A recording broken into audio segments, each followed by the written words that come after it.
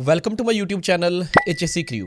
इस वीडियो में हम ओशा 30 आवर जनरल इंडस्ट्री की लेक्चर सीरीज को ही कंटिन्यू करेंगे और एक बहुत ही important topic that is introduction to hazard controls इसको डिटेल में डिस्कस करेंगे।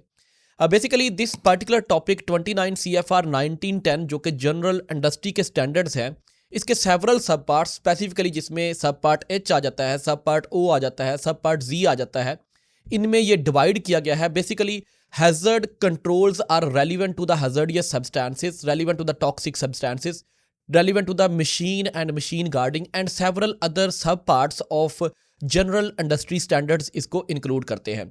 So एक important topic है, common topic है और हम इसको specifically इस particular वीडियो में डिटेल में देखेंगे। So before moving onward, अगर आपको ये कंटेंट अच्छा लग रहा है तो आपने कमेंट्स में मेंशन करना है और चैनल को सब्सक्राइब करना है। So प्रीवियस लेक्चर्स में starting from lecture number 1 to lecture number 9 हमने introduction to OSHA, working and working services, emergency planning and fire prevention, basic electrical safety and material handling and storage को detail में discuss किया है।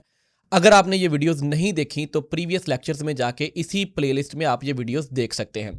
Moving on, there is a preliminary note. This video will not entirely cover this topic of introduction to hazard controls. If you want detailed information about this standard, you can read subpart H and O directly from OSHA website. तो topic start करते हैं। हाँ, module first है हमारे पास identifying the hazard. तो किसी भी activity को सिक्योर करने के लिए, सेफ करने के लिए, रिस्क असेसमेंट कंडक्ट करने के लिए, जॉब सेफ्टी एनालिसिस करने के लिए जो फर्स्ट हमारे पास टास्क होता है या फर्स्ट स्टेप होता है that is identify the hazards, कि हमने हैजर्ड्स को आइडेंटिफाई करना है। तो इसमें हम देखेंगे कि हैजर्ड्स की टाइप कौन कौन सी होती हैं, किस तरह से ये हैजर्ड्स जो हैं ये एक्सीडेंट्स में कन्वर्ट हो जाते हैं और किस तरह से हम इनको हाईलाइट करके फाइंड करके इनको कंट्रोल कर सकते हैं। तो चलते हैं, what is hazard. Hazard definition देखते हैं, any unsafe workplace condition, process और practice that has potential to cause injury, illness or harm to employees is known as hazard. So simple definition इसकी निबोश IGC में भी आप लोगों ने पढ़ी होगी, that is basically anything that has potential to cause harm is called hazard specifically. कोई भी ऐसी चीज जिससे नुकसान होने के चांसेस हों उसको हम specifically hazard बोलते हैं। Then situational awareness, regular inspection your workplace environment, vigilant observations helps to identify the hazardous conditions, unsafe behavior early, allowing timely corrective actions. तो सिंपल इज दैट कि सिचुएशनल अवेयरनेस मतलब जिस जगह पे, जिस वर्क प्लेस पे हम काम कर रहे हैं उसकी सराउंडिंग की अवेयरनेस होना बड़ा ज़रूरी है।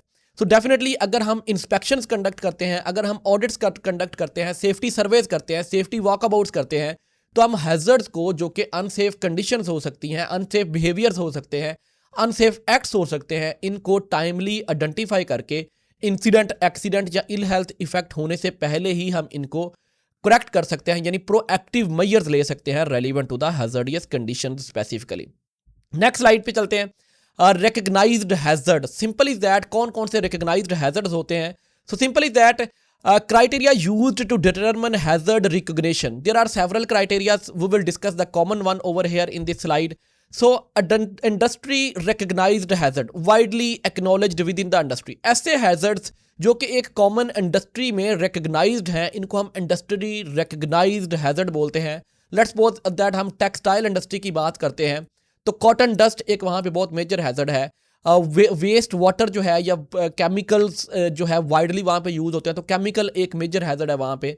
इस तरह से नॉइज़ निटिंग एरिया में या फिर जिसमें सीविंग मशीन्स यूज़ हो रही होती हैं वहाँ पे बहुत ज़्यादा नॉइज़ होता है, तो नॉइज़ एक मेजर हैजर्ड है उस इंडस्ट्री में। तो simple is that industry recognised hazards वो होते हैं जो स्पेसिफिक इंडस्ट्री में पहले से ही रिकग्नाइज्ड होते हैं और उनके हम कंट्रोल मेजर ले रहे होते हैं।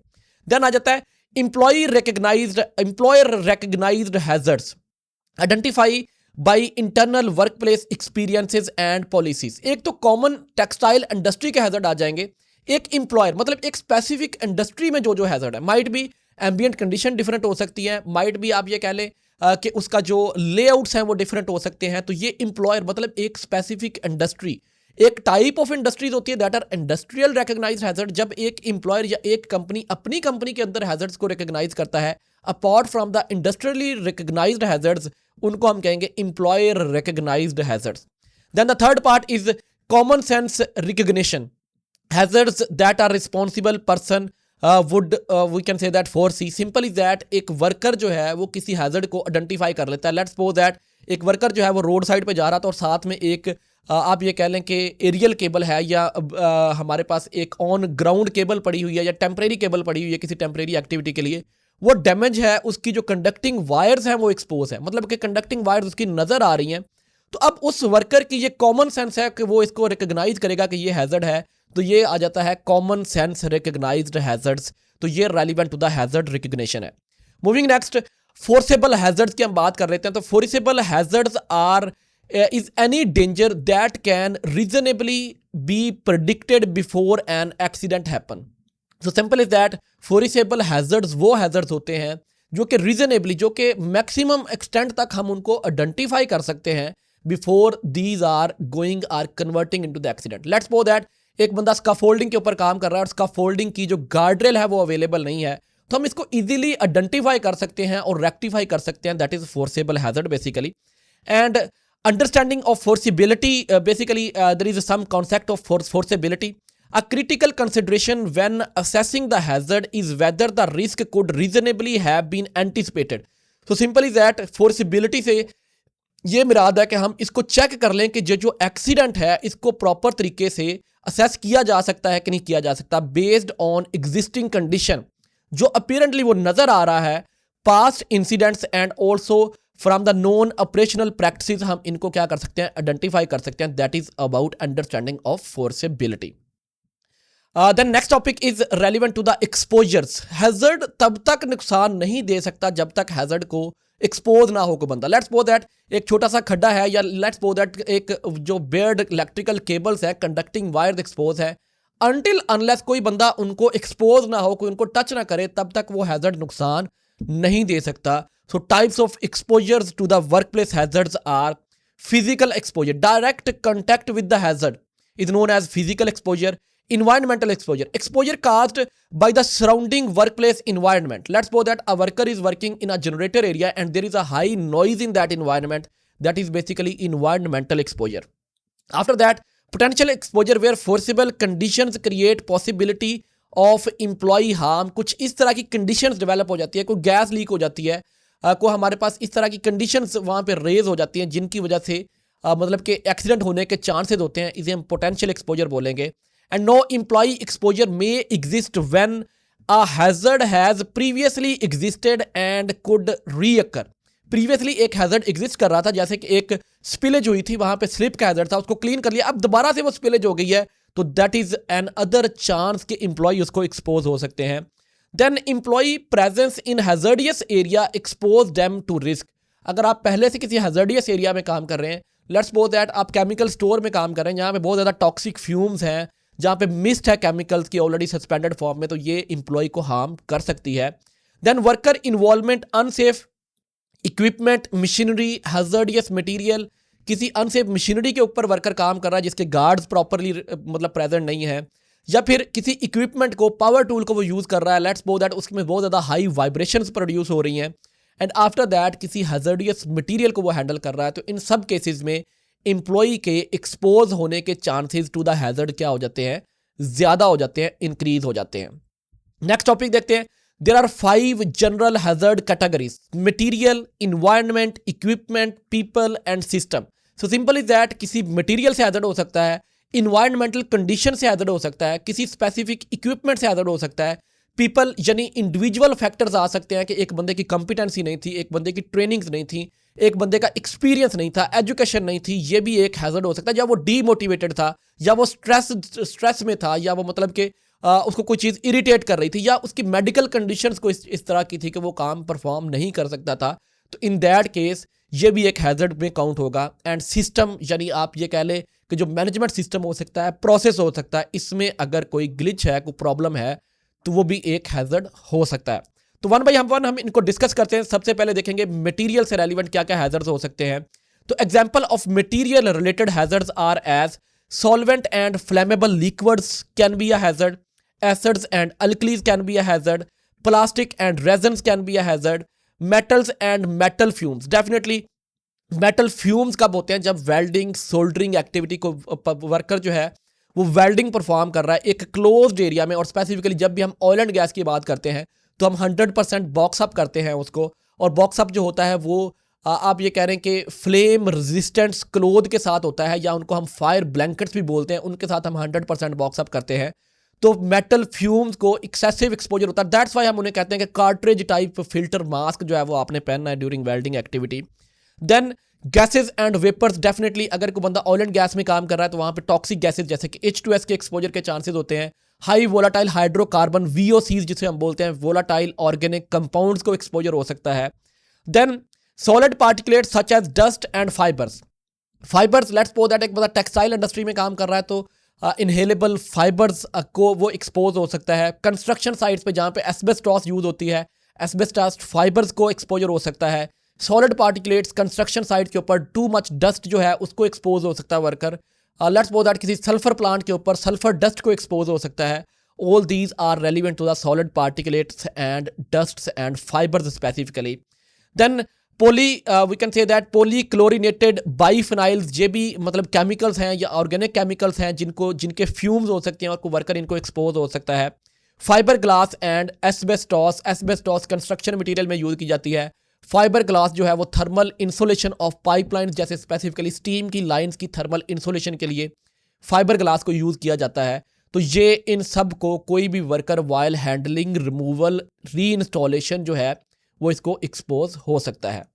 Moving on next slide, relevant to the equipments के हैजर्ड्स क्या क्या हो सकते हैं या किस तरह से इक्विपमेंट्स को एक्सपोज हो सकता है। Hazardous equipments and power tools are include machinery and equipment must be adequately guarded. मतलब कि ऐसी मशीन जिसके ऊपर गार्ड नहीं लगा हुआ है, जैसे कि हमारे पास गियर्स और कुछ हमारे पास चेन्स दिखाई गई हैं, तो इनमें निप इन हो सकता है, इंटेंगलमेंट हो सकती है, इनमें हाथ आ सकता है, कपड़े जा सकते हैं। तो अगर इक्विपमेंट्स हैं तो उनको प्रॉपरली मेंटेन फॉर्म में होना चाहिए। Adequately guarded to prevent with the moving parts, entanglement hazard को प्रिवेंट करने के लिए इनके ऊपर एडिक्वेट गार्ड्स होने चाहिए। Tools and equipment must remain fully functional, properly maintained and use only when they are for their intended purpose.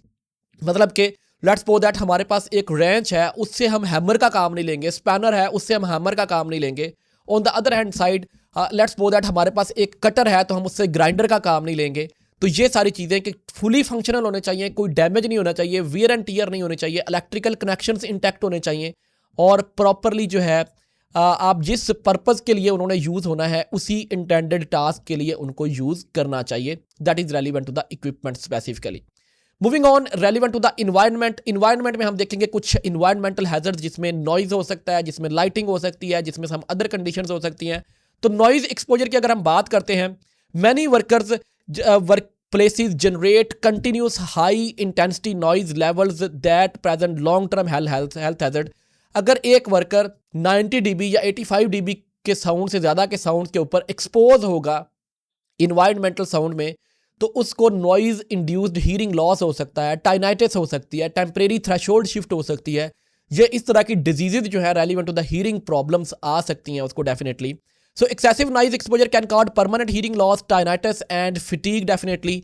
And hearing conservation programme must be implemented when noise exceed regulatory limit of OSHA as per 85 dBA time weighted average. मतलब कि जब 85 decibel से ज़्यादा noise limit होगी, okay, as per ओशा जो noise का standard limit है that is 90 dBA। बाकी जितनी भी बॉडीज हैं वो 85 dBA नॉइज को स्टैंडर्ड लेकर चलती हैं, लेकिन ओशा कहता है कि ओशा हीयरिंग कंजर्वेशन प्रोग्राम जो है वो इनिशिएट करना चाहिए 85 डेसिबल्स के ऊपर, जिसमें आपने हेल्थ सर्विलेंस प्रोवाइड करनी है, जिसमें आपने पर्सनल प्रोटेक्टिव इक्विपमेंट्स प्रोवाइड करने हैं, जिसमें आपने नॉइज कैलकुलेशंस करनी है। ये सारी चीज़ें ओशा हीयरिंग कंजर्वेशन प्रोग्राम में आती हैं और ये एक इन्वायरमेंटल हैजर्ड कंसीडर किया जाता है।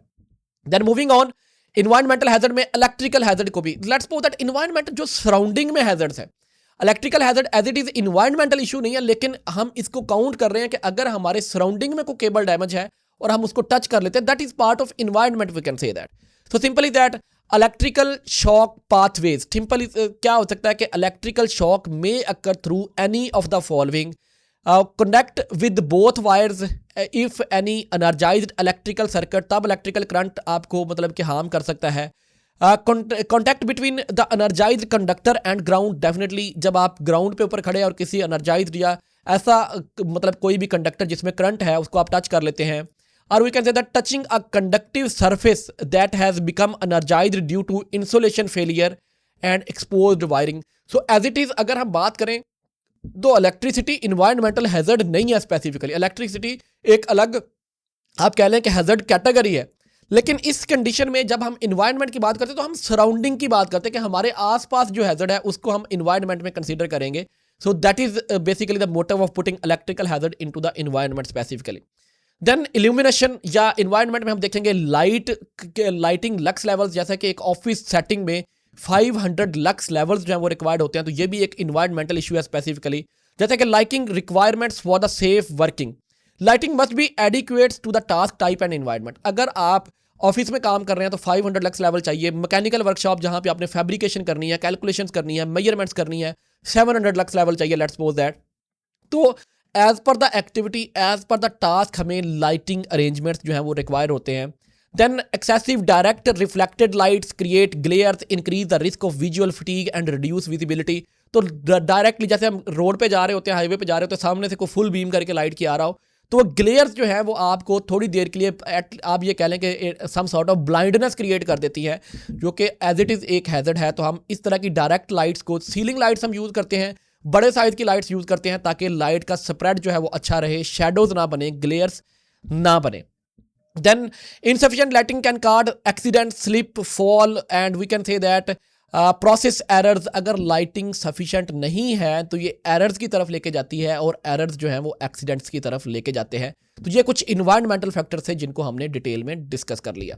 Then we will go for the people, मतलब कि इंडिविजुअल फैक्टर्स की हम बात करेंगे तो human factors contributing to the hazards. Worker may be in a hazardous condition if they are under the influence of substances like legal or illegal drugs or alcohols. अगर किसी बंदे ने अल्कोहल कंज्यूम की हुई है तो अपनी सेंसेस में नहीं है, तो वो as it is hazardous condition में होगा, आप ये कह लें। लेट्स सपोज दैट उसने अगर रोड क्रॉस करना है या इंडस्ट्री में आना है तो वो डेफिनेटली क्या कर सकता है, किसी चीज़ से हिट हो सकता है या गलत कमांड दे सकता है definitely. So that's why legal और इलीगल ड्रग्स जो होती हैं वो बैन होती हैं during the working hours specifically.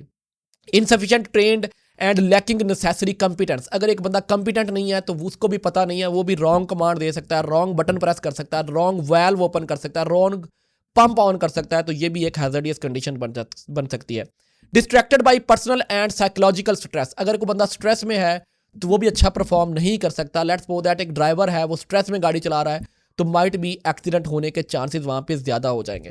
Then physical and mentally unfit for the task, अगर एक बंदा लेट्स सपोज दैट उसने मैनुअल हैंडलिंग करनी है, 50 kg के बैग्स को उठा के एक जगह से दूसरी जगह लेके जाना है, लेकिन वो फिजिकली फिट नहीं है उस काम को करने के लिए, तो वो भी उसके लिए हैजर्डियस कंडीशन होगी, या वो खुद को नुकसान दे लेगा या किसी और जो को वर्कर है उसको वो नुकसान देगा while performing that particular activity.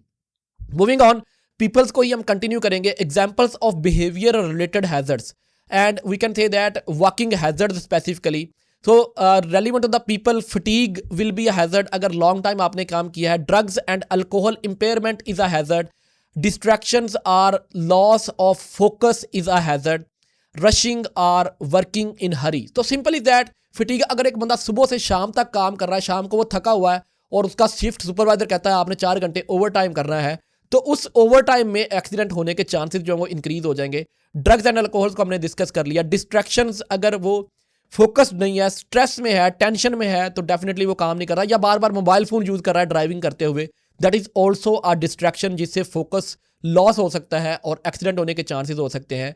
Rushing are working in हरी, तो ड्यूरिंग आपने मतलब जो एक्सीडेंट स्टैटिक्स जो ये बताते हैं कि एंडिंग ऑफ द शिफ्ट में ज़्यादा एक्सीडेंट होते हैं, क्योंकि लोग काम को ख़त्म करने की जल्दी में होते हैं कि हम जल्दी से निकल जाएंगे। तो इन दैट केस इंसिडेंट्स या एक्सीडेंट या वर्क प्रेशर बहुत ज़्यादा है, आपको जल्दी जल्दी काम करने को बोला गया है, इन दैट केस एक्सीडेंट होने के चांसेस जो हैं वो ज़्यादा होते हैं। नेक्स्ट हम चलेंगे common types of hazards. No overall हम डिफरेंट हैजर्ड्स को डिस्कस करेंगे कि क्या क्या हैजर्ड्स इनकाउंटर हो सकते हैं डिफरेंट वर्क प्लेसेस के ऊपर वर्कर्स के साथ। तो सबसे पहले आता है बायो हैजर्ड्स। ऐसे लोग जो हॉस्पिटल्स में काम करते हैं, जैसे कि नर्सिंग स्टाफ है, मेडिकल स्टाफ है, डॉक्टर्स हैं, ये बायो हैजर्ड्स को एक्सपोज होते हैं। मेडिकल लेबॉर्ट्रीज में जो वर्किंग कर रहे होते हैं या डायग्नोसिस कर रहे होते हैं या रिसर्च लैब्स में काम कर रहे होते हैं, वो बायो हैजर्ड्स को एक्सपोज होते हैं डेफिनेटली। देन इर्गोनॉमिक हैजर्ड है, जो बंदे मतलब कि रेपिटेटिव मूवमेंट्स हैं या मटेरियल शिफ्टिंग है एक जगह से दूसरी जगह, मैनुअल हैंडलिंग या सिटिंग पोस्चर्स है, that is relevant to the ergonomic specifically. Chemical hazard very common different industries, बल्कि all industries we can say that are utilising some sort of chemicals, तो वर्कर्स वहाँ पे केमिकल हैजर्ड्स को expose होते हैं. Then acceleration or motion, मतलब high speed moving vehicles आ रही हैं, या फिर आप ये कह लें कोई हाई स्पीड रोटेटिंग पार्ट्स है, मशीनरी है, वहाँ से वर्कर्स जो है हैजर्ड को अब आई कैन से दैट एक्सपोज हो सकते हैं. इलेक्ट्रिकल हैजर्ड एक मेजर हैजर्ड है जिससे इलेक्ट्रोक्यूशन हो सकती है. एक्सप्लोसिव एंड एक्सप्लोजन, फायर और एक्सप्लोजन एक मेजर हैजर्ड हो सकता है. अगर कहीं पे फ्लेमेबल गैस अकमुलेट हुई है और वहाँ पे स्पार्किंग होती है तो उससे फायर या एक्सप्लोजन हो सकती है. फ्लेमेबिलिटी एंड फायर, डेफिनेटली कुछ ऐसे केमिकल्स हैं जो कि फ्लेमेबल होते हैं, जिनका I can say that flash point कम होता है और बॉइलिंग पॉइंट कम होता है. उनको एम्बियंट कंडीशन में वेरी इजीली कुछ हल्के से स्पार्क से भी आग लग सकती है. तो फ्लेमेबिलिटी और फायर एक मेजर हैजर्ड है, we can say that. Moving on, we will continue. Temperature extremes, अगर एक बंदा 45 या 48 या 50 डिग्री सेंटीग्रेड में आउटसाइड इन्वायरमेंट में काम कर रहा है तो वो वहाँ पे उसको हीट स्ट्रेस या हीट स्ट्रोक होने के चांसेस हो जाते हैं.